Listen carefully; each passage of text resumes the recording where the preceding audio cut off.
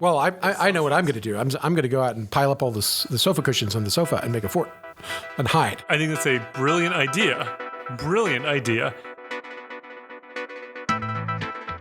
Welcome once again to Free Associations from the Boston University School of Public Health, the Public Health Medical Journal Club podcast for anyone who is as confused by the latest health study as I am by airplane bathrooms. I have nothing else to say on the topic. I just want you all to know that I find airplane bathrooms really confusing.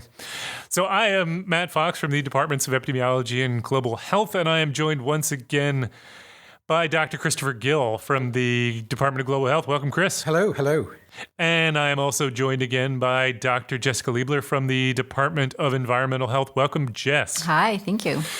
And as a reminder, if you could head on over to the Population Health Exchange website at www.pophealthex.org. That's BU's hub for lifelong learning. You're going to love it.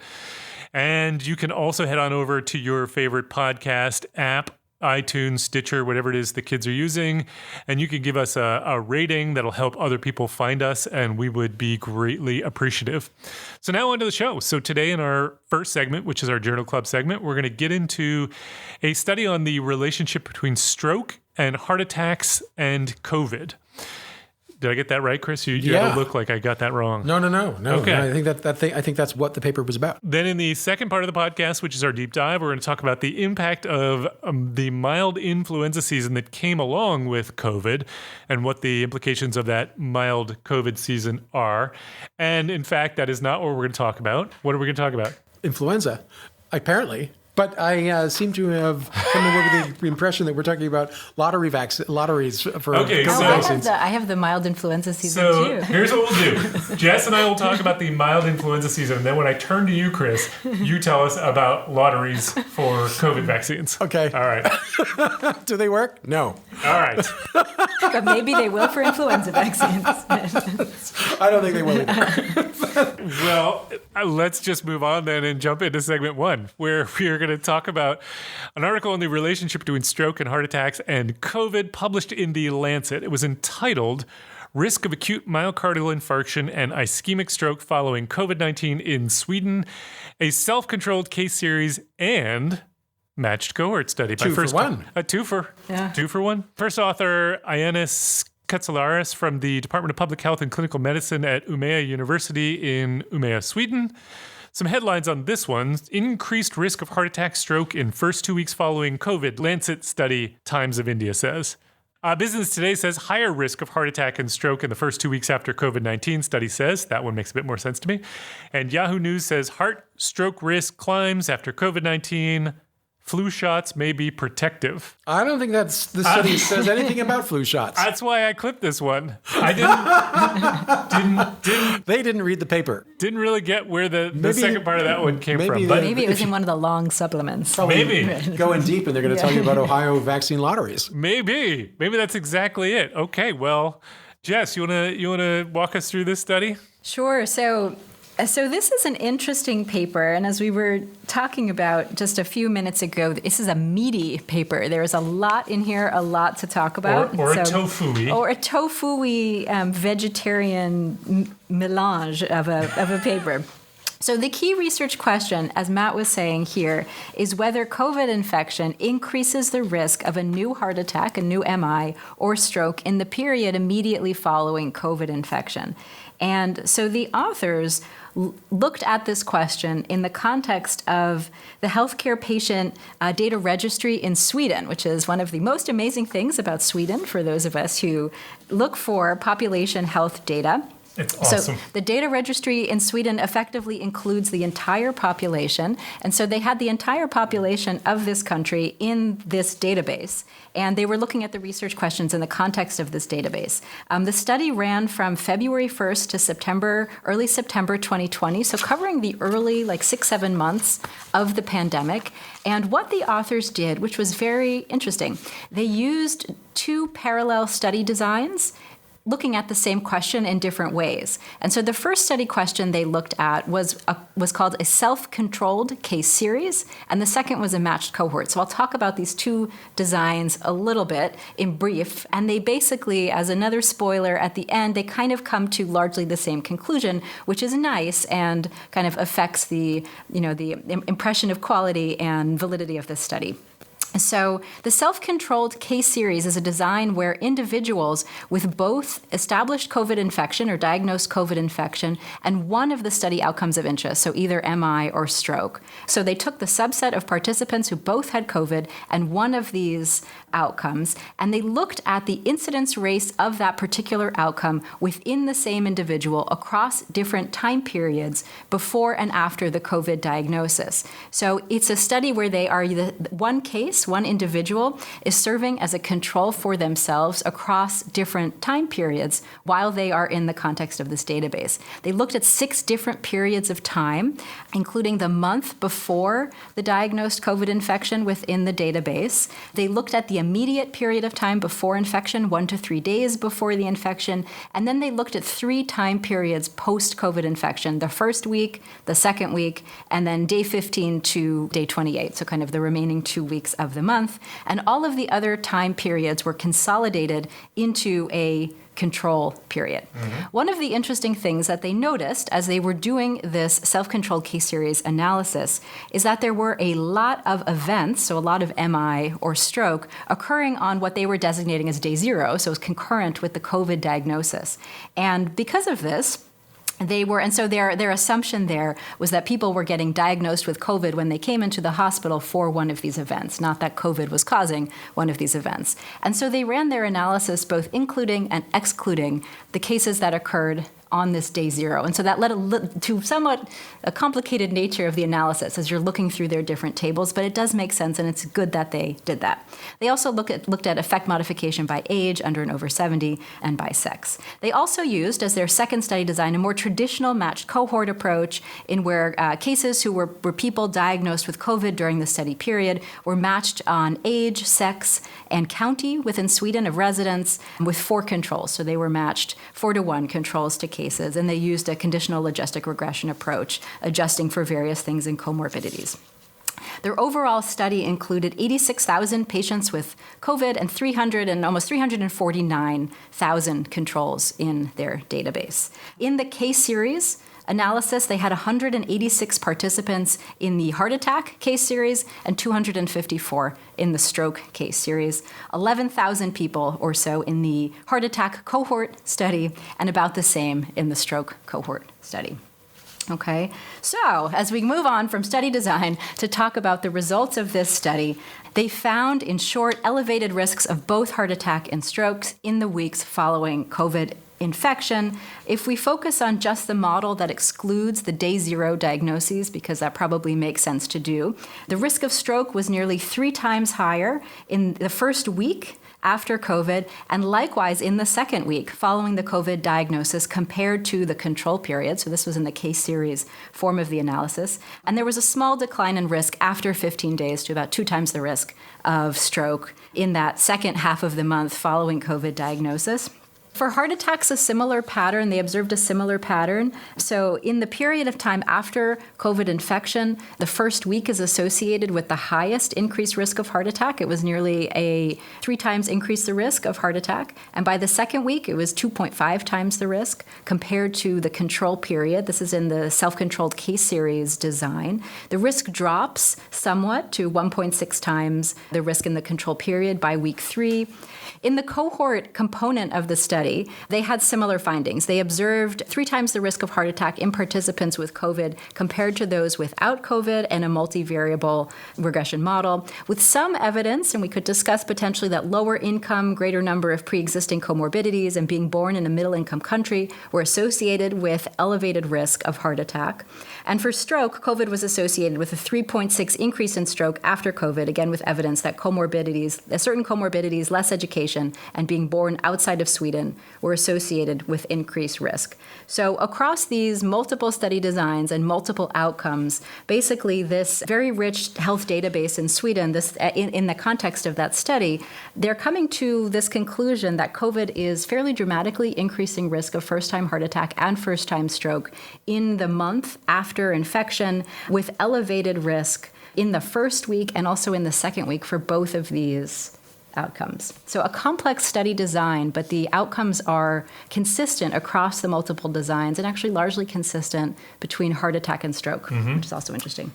So I think you hit on a key point, which is this is a pretty complicated analysis, and they used two different study designs, which required them to explain both study designs. They had two different outcomes, which meant in the results they had to explain two different sets of results. So there's a lot of moving parts here for what is a fairly small space to be able to describe all this. And I think as much as I generally liked the different design features, I also felt like I didn't necessarily get a chance to truly digest all of it because there wasn't, at least in the main paper, as much detail as I would have liked on each of them. But that having said that, the two different designs come with two different sets of assumptions. One comes with a set of assumptions around being able to remove all the confounding. The other, in theory, inherently controls for the confounding, at least the time invariant confounding. That's the self-control design because you're using one person as their own comparison, but it requires some fairly strong assumptions around the outcome or the outcome not affecting the exposure at later time points. So there's a lot of moving parts here, and it's nice that they both came to the same conclusions, but I think we have to think carefully about whether or not we buy the different assumptions. So Chris, what was your take on this study? Well, my first takeaway, maybe the most important takeaway, is that this was a very long paper, and I think that the Lancet only uses the 2,700 word limit for my papers. Oh, obviously. I mean, they had... This was a really long paper. I feel like their discussion is longer than most of my papers. They have the Gill rule. That I think that they selectively employ that. The Gill doctrine, which says we only enforce the rules on Dr. Gill. I thought the most interesting part of this... Notice how Chris slipped in there that he's got Lancet papers? I had one. But it looks like we might have a second one coming up. So we're eternally optimistic here. I thought the most interesting part of this, or maybe the most interesting sort of methodological challenge in this, is that they didn't really know, they acknowledge this, they didn't know when people got infected with COVID-19. Right. So, and that's not surprising because you really can't know. What you might know is when they became symptomatic with COVID-19, which is probably 4 or 5 days afterwards. But perhaps the risk of MI precedes the onset of symptoms. And in fact, if that's true, it would kind of explain some of their sort of like curious data, like in their table 1, where they look at the incident rate ratio for a heart attack. And in fact, it's much the same for their stroke results, that if you do the inclusion of the zero events rates, that the peak incidence is actually day zero. In the pre-exposure period of day -320, the incident rate ratio was 16 for a heart attack. Yeah, so just to clarify this, so what you're saying is in this analysis they excluded heart attacks and strokes on the day that people were diagnosed because they're concerned that it's a reverse causation thing. That's right. The stroke is leading you to be diagnosed. But you're saying it's possible that some of that is true, but it's also possible that some of it is real strokes that are happening before the symptoms occur, but are still caused by COVID. To COVID-19, exactly. Right. In fact, that would totally make sense. I mean, I'm surprised to see that the effect was so high. Mm-hmm. But that might explain why it seems paradoxically that the stroke risk precedes the diagnosis of COVID, because we don't actually know when COVID was diagnosed relative to the stroke, because it was probably a week before the stroke. So can I ask a question about this? Because the hypothesis that they have about the day zero is that they're excluding COVID events that are diagnosed on the day of the heart attack because the hypothesis is you have the heart attack and then you go to the hospital, and because everyone was so paranoid about COVID at that point, you're testing everyone, and so you find people. And that's fine. I mean, that makes sense to me as a general strategy. On the other hand, why would, if there's no causal relationship, why would people who have heart attacks be more likely to have COVID that is not causing them to get tested on just because of COVID different from anybody else. Yeah, it doesn't make any sense. So I mean, maybe there is, and maybe there's something to it, but it struck me as a pretty strong assumption to remove them all, for partly, I guess, for the reasons you're saying, and partly because I just don't know what it means. So I think we have to look at these data, maybe from a bigger perspective, which is, let's not get too hung up with when the heart attack or the stroke occurred relative to the diagnosis of COVID-19. Because that is misleading, because we don't know when COVID-19 disease, the infection actually occurred. And so we're making a big assumption and getting hung up on this day 0, day -1 thing, when in fact the bigger picture is that in the immediate proximity to COVID-19, the heart attack stroke risk goes through the roof. Right. And remains high for about a month after the event as well. But the initial risk is probably much closer to the timing of the onset of infection. And that to me seems like a really important takeaway from this, and kind of scary, in fact. Yeah, can I push a little bit on that? When you Sure. say goes through the roof. Well, an IRR of 16. A strong increased risk. Yes. Relatively. Yes. But we don't, where is the 16? This What table are you this looking is at? in the month Table 1? before the COVID diagnosis. So that is based on The -3 to the pre-exposure period from days -3 to 0 relative to the diagnosis, and there the IRR is 16. Yeah, and so we don't, because they don't give us the rates there, they only give us the relative rates. Right. It's hard to know what that means, but if you look in the next table, which is table 2, where they talk about, now having excluded those risks, we're talking about rates of 0.01% for the no COVID diagnosis group and 0.03% for the yes group. So the rates are not going through the roof. The relative rate, relative rates, the yes, relative yes, rate or relative risk is going. So I just think that's an important point, because we're still talking about rare events. Yes. Right. So no, thank you for clarifying that. It's not like everybody who has COVID has a heart attack or a stroke, but that the risk is the relative risk is increased significantly. Risk. Right. That's right. Yeah. I think you make a good point, Chris, which is maybe we're getting a little too hung up on some of the specifics here, and that regardless, if you could just think of these as sensitivity analyses, there is a large increased risk associated with COVID, whether it's massively elevated or fairly strongly elevated. Either way, it's still clearly a problem here. I suppose the question becomes, is this really, though, a study of the effect of COVID infection on risk of heart attacks? Because we're only looking at people who were tested, right? And so you've got a lot of people who probably got COVID never got tested because it was either mild or just figured, what's the point of, or asymptomatic, but also people who are symptomatic but just figured there's no point to getting tested because what difference does it make? And so you're really talking about a subset of COVID here. And it's not random misclassification either, because there's a distinct bias, because it's deliberately selecting for the ones who are most symptomatic with COVID. Yeah. Those are the ones who are going to be picked up, as opposed to the people who are asymptomatic who will never be picked up. Or people who were in the hospital already for some other reason, like we were talking about. So it's either people who were under surveillance because they were coming into the hospital environment, or they were more severely ill, and so we're getting tested. So that could introduce a certain degree of misclassification or reverse causality, right? Sure. Yeah. Yeah. And so if you were to be able to do population surveillance and find everybody who had COVID and not just those who got tested or got sick enough to get tested, and you might find the effect size is not nearly as large.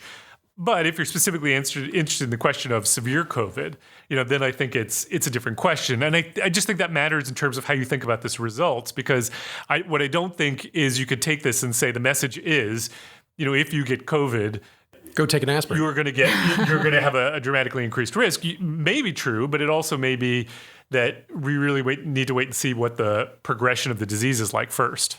That's right. Jess, what about you? What else stood out for you? I think one of the challenges I had I guess I had two core questions. One of them was a presentation question. It almost seemed as if the authors had themselves an internal debate about the value of the buffer period and the value of this day 0. And so instead of concluding this is the way we should present it, and maybe we'll put the other analysis in a supplement, they put it all into a single paper, and it makes it difficult to digest. As much as there's a lot of richness here, it makes it hard as the reader to try to sort through what were the really key points. And I feel like that's a little bit of learning that I have taken away from reading this article, that maybe it would have been helpful if the authors kind of selected themselves one approach, put the second approach in a supplement, and said this is kind of the approach that we're going with or we think is best, but present them both, but maybe not side by side. It's an interesting point, and I wonder, did you get the sense in reading this, how many of these analytic decisions that they made were made before they saw the analysis, or how many were made after? And after they realized that. Yeah, and that's not a criticism of the decisions that they made so much as it would be helpful to know what was decided a priori based on, they had this hypothesis that this was, A versus A was going to lead to B, versus they looked at the data and this is what made the most sense. And I don't have a problem with we looked at the data and this is what made the most sense, but it does, in my mind, make it, more plausible that part of that is just hypothesizing after the results are known. You're just influenced by what you see. And, again, that doesn't, to me, invalidate their findings in any way. I just want to know. Yeah. Yeah, I agree. I had the same reaction. I was thinking, that this whole debate about the buffer period and the pre-exposure, what do they call it? The pre-exposure period, and the width of that, and the day zero in or out. All of that struck me as if one were to map that whole thing out a priori, you'd have to be a genius. Right. So I was like, they couldn't have.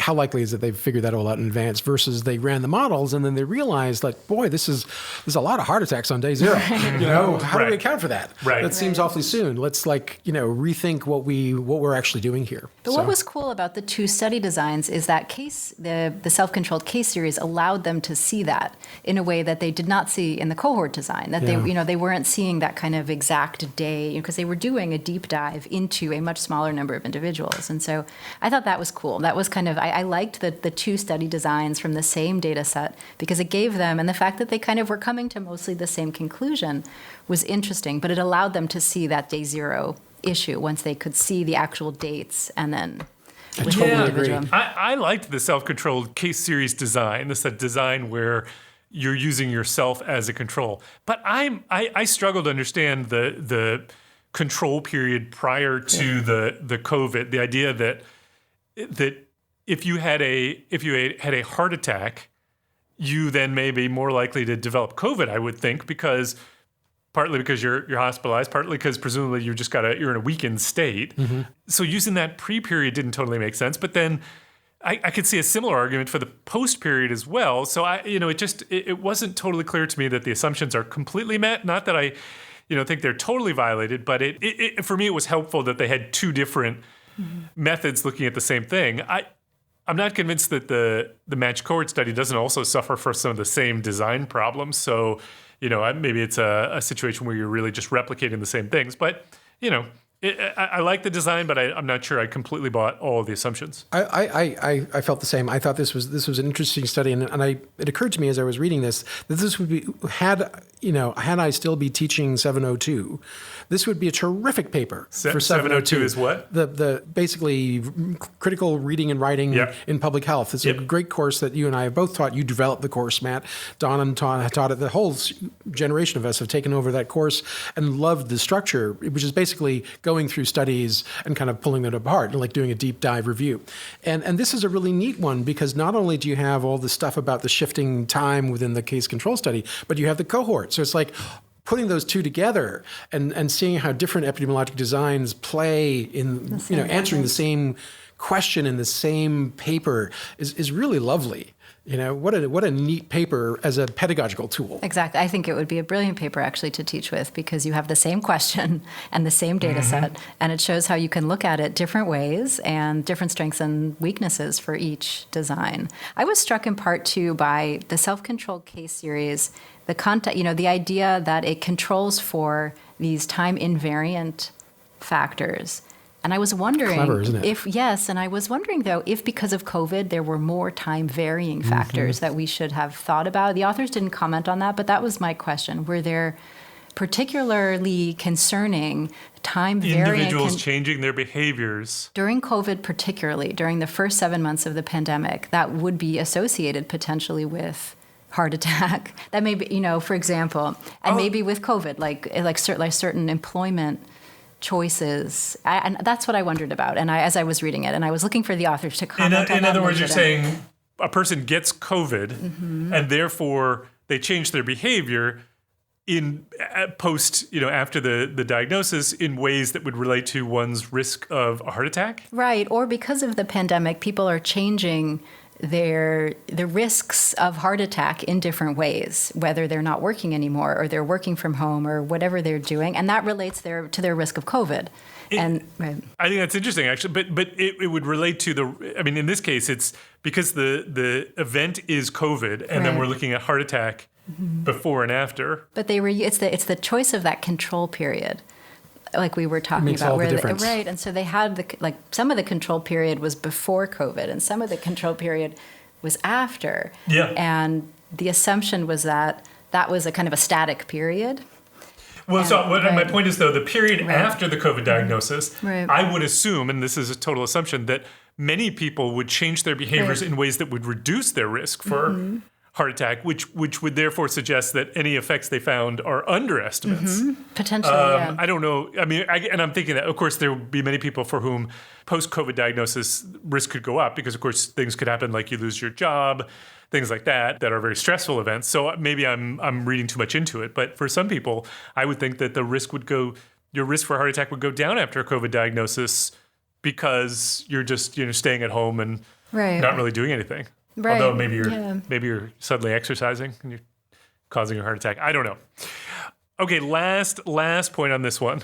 Chris, you had a pet peeve about the figure. You want to tell us about that? Yeah, the windows of exposure that they provide in their figure 1, where they have minus 28 days and plus 28 days, they're not equally wide. They represent 28 days before a COVID diagnosis and 28 days after a COVID diagnosis. And one is twice as big as the other one. And one is bigger than the other, which I didn't even notice until Chris pointed out, and now it's really bothering me. Yeah, it's like misleading figures example. Yep. So that would be another teaching point. It's like, we can do better than that. So the point I didn't like, or this is just one of my general pet peeves, they say, to the best of our knowledge, our study involving 87,000 plus patients with COVID-19 is the largest study done on the association. Blah, I'm blah, not blah. a big fan of those. Why not just say, our study is one of the biggest? And then you're covered. You don't have Our to say study is to one the of the best of our bestest. knowledge.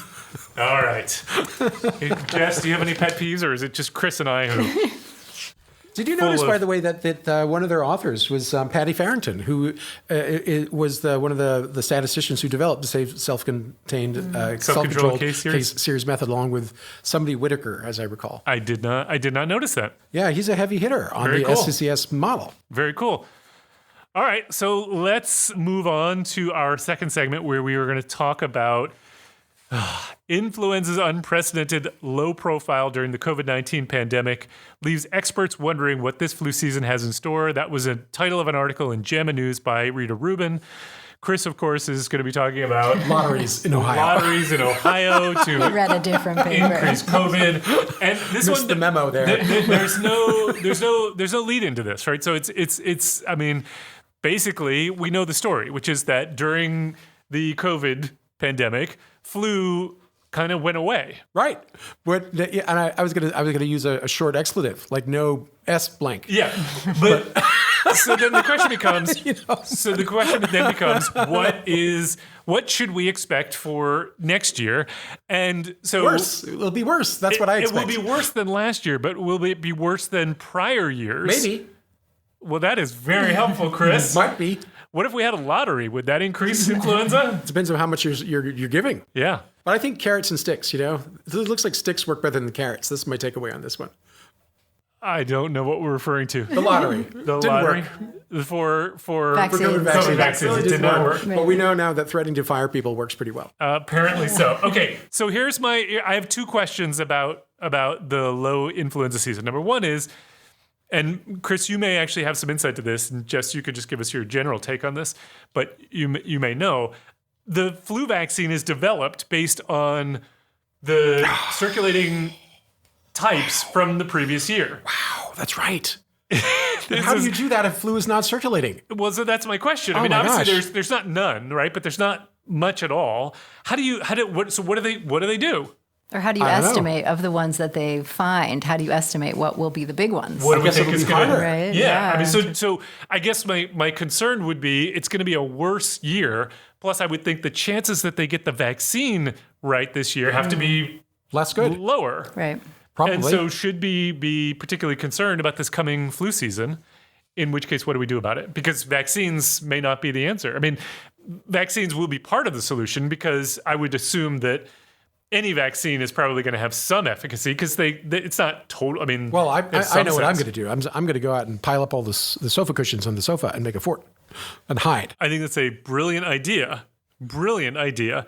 And I assume that's what all of our listeners are going to do. Jess, what are you going to do? Because I can't figure out what Chris is going to do here. I mean, I think the question here is kind of if there is the general expectation, which seems like it's reasonable that flu season could be worse, how is that mitigated by the fact that people are wearing masks? And is the fact that people wear masks now, could that imply that we're going to kind of continue wearing masks, into kind of high-risk flu environments going forward, that maybe flu doesn't continue to look the way flu has looked in the past? Maybe the masks become a longer or even shorter-term kind of sustained intervention that maybe has some benefit for masks. Chris looks skeptical, and I have to say, I don't know what he's going to say, but I share the skepticism. I talked to somebody from another country which will remain nameless, except that it's in Scandinavia. Russia? And rhymes with Schmenmark. But I will keep it completely anonymous. No, but I was speaking to somebody who Norway. said that for them, things had largely kind of gone back to normal and that they were not wearing masks in office settings. Now, I don't know that that's representative, but it's one person's experience. And I just think people don't love wearing masks, even those who are supportive of it. Right. And I don't see it sticking around in the U.S. I think people will be more open to wearing a mask now when they are sick, but I don't think it's going to be a general behavior. Chris? Yeah. So I have a partially contradictory opinion on this. Ooh. So one is that I think we should be vaccinating ourselves against as many things as we can, so that we don't people don't die of influenza necessarily. I think that's great. But what we're experiencing here is a different phenomenon where we have skipped an influenza season because people are not being exposed to influenza because they're wearing masks and they're hiding in their basements or behind their cushion forts. So they are not getting the flu, which means that they're not updating their immunological status. Right. And so one of the things we know about influenza is that, when influenza makes a giant genetic leap, that often triggers a pandemic, which is catastrophic in terms of mortality. Introducing a new genetic variant. Now we're basically seeing on a small scale the same thing, that by skipping years, we're allowing more time to pass for the influenza strains to evolve into things that our immune systems don't recognize. And so you might well wonder whether the consequence is that when we're sort of back to normal, we get hit by an unusually severe flu season because we've lacked that sort of updating to our immune systems. And sorry, just so I understand, where are they updating themselves? In birds? They're updating it in the people who are still allowing transmission to occur. Okay. So for the rest of us, when we take off our masks, are we going to get hit harder than we would have on an average flu season because we've sort of stepped away? And is that because the virus is changing more, or is it because we as humans haven't been exposed, so our immunity is waning? I don't know that the virus is changing more. Okay, I didn't think so. But I think that our immune defenses against the virus that is changing at a constant rate is going to be worse. Yeah, I because agree. we have not encountered the flu. I mean, every year we get exposed to the flu and we update our immunity to some degree. Yep. Not everybody gets exposed, but at a population level, we're constantly updating our immune status, right? So you skip flu for 3 years and then reintroduce flu. And I don't know because we haven't really had this experiment before, but I can imagine that might lead to worse flu. Yeah. Because more genetic distance has elapsed. Yeah. So I wonder. So What I do know is that like in the kiddos, that last year with all the kids at home and the schools closed and basically we're totally on lockdown, respiratory syncytial virus season was also basically skipped. And I've heard from a number of my colleagues, including in the Netherlands, the group that does RSV research there, that they are in the midst of a huge and really severe RSV season, and this year too, here in the United States. And so this is kind of validation of that point, is that we can defer this, but the longer you wait, maybe maybe the worse it's going to be. And so constant exposure to the pathogens has an upside as well as a downside.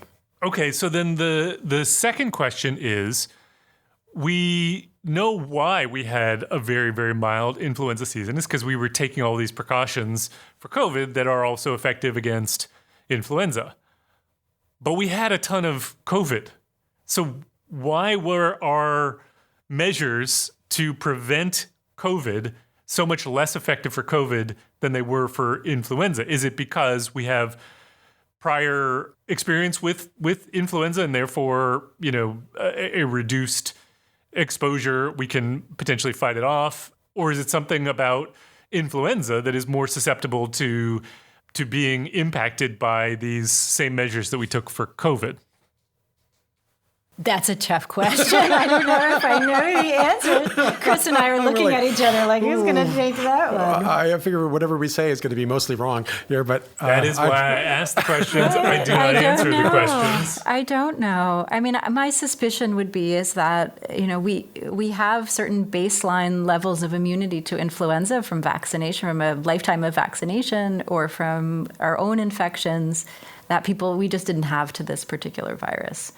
That's my assumption too, but I just don't know enough about it. But it is, it is something people frequently cite as we know why we had so much less flu. And I'm not sure I totally know why. I mean, I partly understand why, but COVID, we had a lot despite of COVID. all of these, what are supposed to be effective measures, we still had a lot of COVID, which means there were a lot of people who were not protected. Right. And you would think that flu could also flourish in those environments as well. And it didn't seem to. And there's also the question of what does a flu season look like while COVID is still around, right? So once, people are mingling more and they're wearing masks or they're not wearing masks and the flu resurges, kind of how does that look in people who've had COVID? That they could likely have worse outcomes of having influenza infection among people who concurrently have COVID. I mean, that issue of concurrent infection or of influenza infection among it's hard to imagine that it's better for you. It can't be better, right? It can't be better. And so there is this element of kind of the pandemic predisposes us to more severity in disease just because so many people have had these serious respiratory events. Yeah. Well, I think, a contemporary sort of economic metaphor of like the supply chain disruptions, which we didn't really see happening prospectively, but in hindsight, it's kind of obvious that this was going to happen because it had hit everything. But this is really one of the most interesting parts of the COVID experience is that we're learning all these things about stuff that we'd sort of taken for granted that were happening in the background. And now suddenly, we've conducted this gigantic planet-wide natural experiment, and it's exposing all these other sort of things, these dynamics that are going on all around us with all these other infectious diseases. It's very, very interesting if it wasn't so scary. Yeah, totally agree. All right. Well, we haven't solved the answer to my question, but I don't think we're going to get to it. So I think that's fair. So let's move on to our last segment, which is to say that vaccine lotteries don't seem to work. Exactly. I'm glad we came to that conclusion. I think that was the whole reason we've gathered here. I think the show's over. I don't think we have to really do anything else. But let's go into our amazing and amusing, and I'm going to go first on this one and ask if you two heard this story about it's a website called Data Colada, which published a piece. They didn't do this work themselves. This was done by a group of researchers who wished to remain anonymous, but that discovered evidence of fraud in an influential field experiment about dishonesty. Oh, really? Did you hear? You didn't hear about this one? I did hear about this one. I don't remember the details. But it's just a fascinating story. Yeah. So the original study was a study published in 2012 by a group of authors in which they supposedly did this study in which they worked with an insurance company, I believe it was, and they wanted to know whether, one of the things you do is when you're getting insurance is you have to report, or car insurance, I should say, is you have to report the mileage on your vehicle and how much you've driven over the year, and you self-report that information. And so the experiment was when they sent out this form where you have to report this information, they randomly allocated half the people to get a form which required them to sign at the beginning that said, I, agree that everything that I'm putting in here is honest information, or it was at the end. And the study found a very beneficial effect of having people sign first before they filled in the information. But was that fraudulent? Well, so then a couple of years ago, or maybe it was last year, another group, they didn't try to replicate the exact experiment, but they tried to replicate the general idea of this signing first leads to more honesty, and did six different experiments, and none of them found a benefit. So then, they sort of tried to figure out what was going on, and I don't know the total details of the story, but the authors of the original paper eventually published their data, made it available. And when people got a hold of this data, noticed some really interesting, very obvious anomalies. Like, for example, it was supposedly a randomized trial. So when I say there were supposedly benefits to having people sign first, the way they know this is you have people randomly allocated, have to report first and have to report at the end. And then they looked at how much mileage they were reporting having driven in the year. And the groups that signed first reported more miles having driven than the group that signed at the end, suggesting that the only explanation for the differences is people are lying about how much they actually drove. But the data had in it the way you calculate how much people drove was you take how much they reported this year as their odometer reading and where they were last year. And if you look at the baseline, you actually look at the initial variable of how much people had driven what their odometer reading was the year before. They were wildly different between these two groups, suggesting maybe randomization didn't work or something's wrong. So that's, I think, what prompted them to publish the data. And then they started finding all these other things, like the distribution of the variables of miles driven was a perfectly uniform distribution between 0 and 50,000 that falls off flat at 50,000, which of course is impossible. This should follow a normal distribution. There were other weird things, like there were different fonts used in the file, and it appeared that the one font was where they had manipulated the data. So anyway, it's completely unclear, and the authors of this who talked about this, I've heard them talking about a podcast, say it's unclear as to whether the authors committed fraud or it was actually because they didn't collect the data themselves, supposedly. It could have been that they worked with this company. The company is supposed to get this data, and the company never gets the data and says, oh, shoot, we were supposed to get this data. Well, let me just make something up and hand it over to them. So they're not accusing the authors specifically of fraud, but the data is very clearly fraudulent. Tinkered with. Yeah. What I thought was so interesting about it was twofold. One was the number of ways in which this became evident. This sort of issue of like different font sizes or something I would never even think to look for. But the second thing is the fact that the people who discovered this gave this information to a second group of people to publish, because the authors of the first study are pretty prominent, very prominent researchers, and feared retribution for potentially exposing this, which doesn't strike me as unique to this particular field. I think there are incentives aligned against the discoveries of these kinds of things and publishing them, and a backlash to people who do in some cases, such that those who are early in their career feel like this is tricky stuff to actually expose people. So that is amazing, but not at all amusing. Exactly. So I thought it was depressing. A fascinating story. This is my husband's favorite topic. So he's an experimental physicist and spends a lot of his time thinking about fraud in physics research. And his whole dissertation, the whole topic of his research was generated because he was trying to replicate these findings published in a really high-impact journal, and they could not do it. They could not do it. They could not do it. And so he took some of the papers that this guy had written and noticed that the figures across all different experiments were basically the same shape and kind of were maybe like tinkered a little bit, or were the same figure just superimposed with a different scale.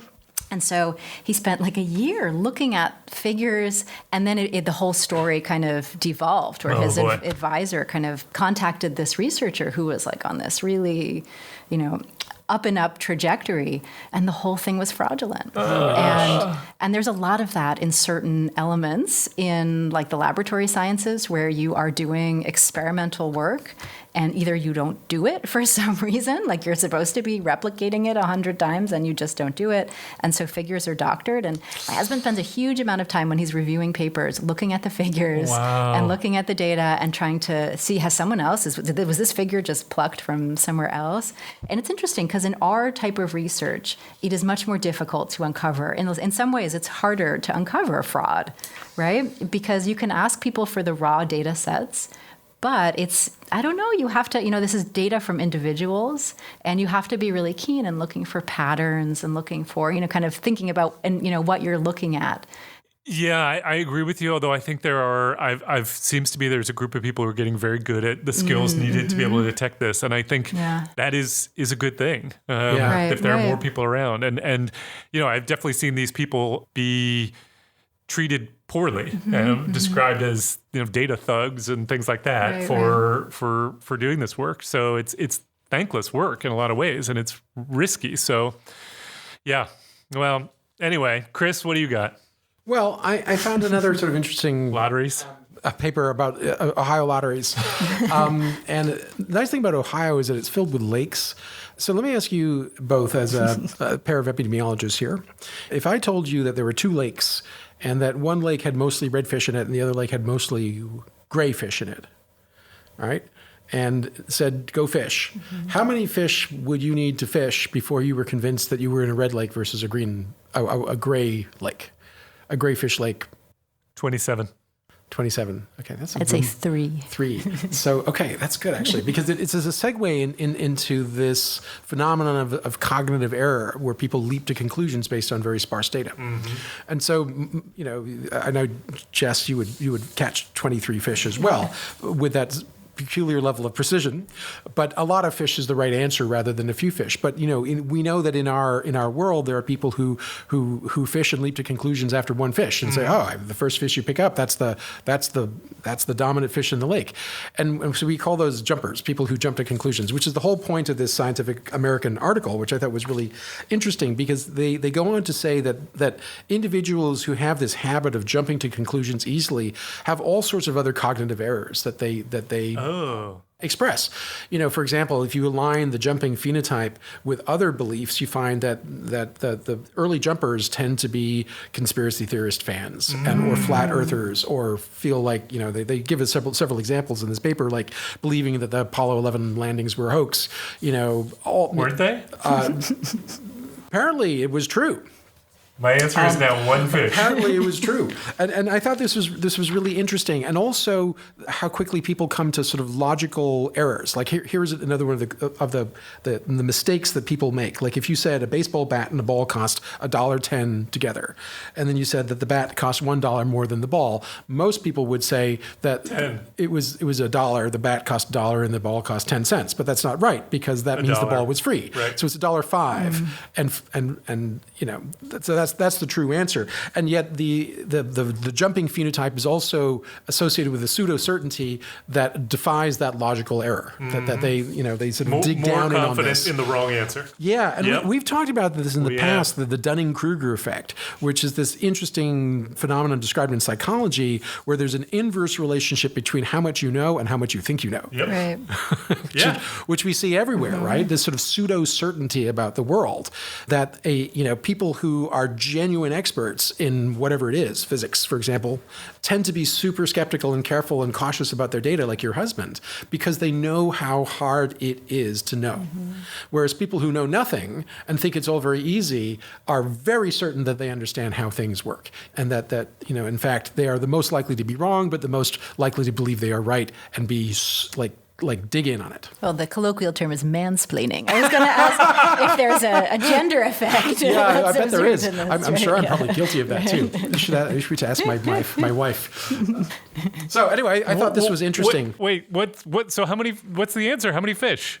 It doesn't matter. The point is this is an example of how we jump to conclusions based on sparse data. I thought that was going to be an answer to how many fish I needed. Yeah. I have to say, I'm impressed how you made that transition from Ohio to the lakes, because I didn't know what you were doing. There's at least one big lake. I don't know. Yeah, Minnesota would have been. It's scary at better, Halloween. It's eerie. Oh, gosh. That is the perfect time to move on. Jess, what do you got? I have one, and so I have a transition from the fish story into my article. So I wonder if your jumping phenotype changes over your life, or if it's kind of like your one phenotype and your whole life you're just making these snap decisions. Like, I feel like I have become more of a jumper as a parent. Like, when you have less time, sometimes you have to just make these decisions, and then it affects the way you think about a lot of things, even if you shouldn't. Yeah. Right? And so I don't know. I wonder if it changes throughout your life. So that's something. Here's a transition. Acquired wisdom, we hope. Or that, when you're a parent, you have to just triage. There's certain times in your life where you have to triage information and triage, like Twitter, triage things that you do. But then maybe at other times in your life you can pick up those things again and maybe pick up depth again. Anyway, my article is of interest to me as a parent in particular. This was a study that was published in the summer looking at the effect of something called visual noise on children's reading skills and reading comprehension among children who have reading disorders or dyslexia. And so many of us are familiar with the idea that white noise, kind of white noise is this like background humming noise that for some people is soothing or for some people helps them concentrate. This idea of kind of sensory soothing or some sort of sensory background noise if people are easily disturbed to kind of avoid the disturbance. And so what these authors did is they used something called, which I had never heard of, called visual noise, where they created pixelated screens at different intensities and took a group of children, some who had different sorts of learning disabilities, especially related to reading, and some who did not.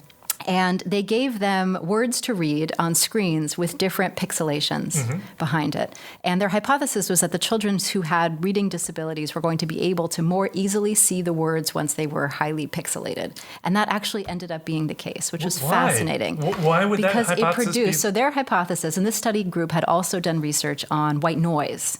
And the hypothesis was that it kind of provided some sort of sensory backdrop to these children, that there was some kind of extrasensory processing going on as they were trying to read, and that processing interfered with them being able to read and comprehend the words.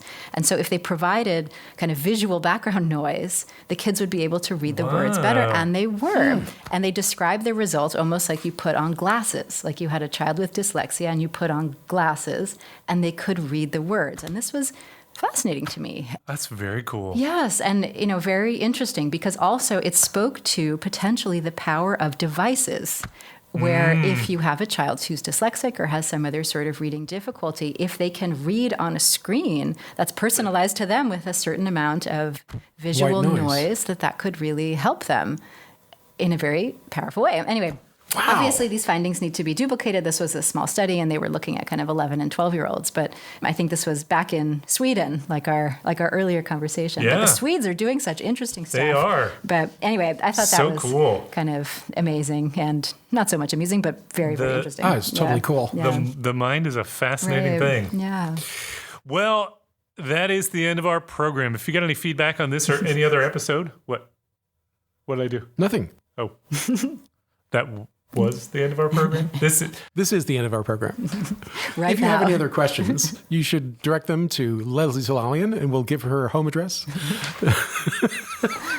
She likes visitors on a Friday night. Okay, this is the end of our program. If you got any feedback on this, just call Nick and give him whatever you want. You can tell him whatever you want. Cross his palm with silver. I believe you can find him at PopHealthyX on Twitter, or you can find me at Prof. Matt Fox, or Don at DTheo1, or Chris at ID.Gill, or you can find us on the Population Health Exchange website at www.pophealthex.org. As Chris says, we want to thank Leslie Talalian, Assistant Dean of Lifelong Learning at the BU School of Public Health, for supporting the podcast, and Nick Guler for sound editing and being our lyricist. Thanks for joining us. We hope you enjoyed it, and we hope you will download our next episode.